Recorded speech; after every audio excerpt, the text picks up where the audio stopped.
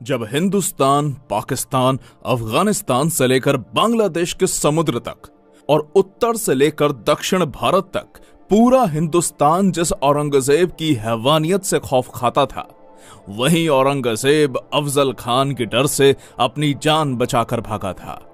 और उसी अफजल खान को छत्रपति शिवाजी महाराज ने 2 मिनट में ठोका था।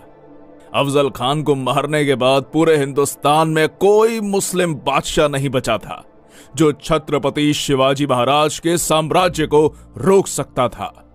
सैकड़ों सालों से चल रही मुगलों की गुलामी को चीरते हुए इस हिंदुस्तान की धरती पर छत्रपति शिवाजी महाराज ने हिंदुओं का एक अलग साम्राज्य खड़ा कर दिया।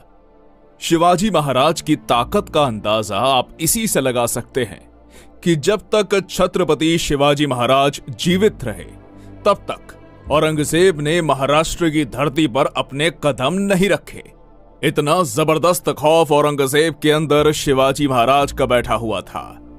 पर दुर्भाग्यवश 3 अप्रैल सन 1680 छत्रपति शिवाजी महाराज का रायगढ़ पर देहांत हो गया।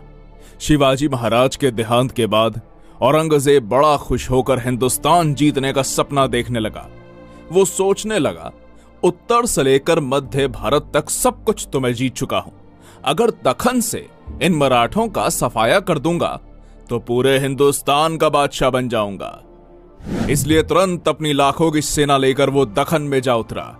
पर औरंगजेब इस बात से बेखबर था कि छत्रपति शिवाजी महाराज के बाद उनके पुत्र धर्मवीर छत्रपति संभाजी महाराज नंगी तलवार लेकर मुगलों का काल बनकर खड़े थे।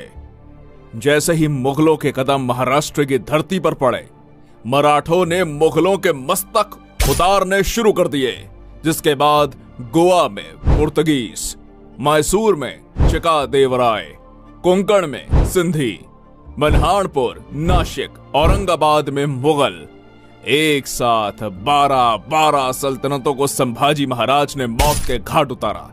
संभाजी महाराज के इन भयानक हमलों से औरंगजेब बौखला उठा। कहीं ये मराठे हर हर महादेव की ललकारे देकर दिल्ली पर ना टूट पड़े, ये सोचकर उसका दखन में सांस लेना तक मुश्किल हो गया। औरंगजेब छत्रपति संभाजी महाराज से इतना ज्यादा डर चुका था कि वो एक भी युद्ध में उनके सामने नहीं आया।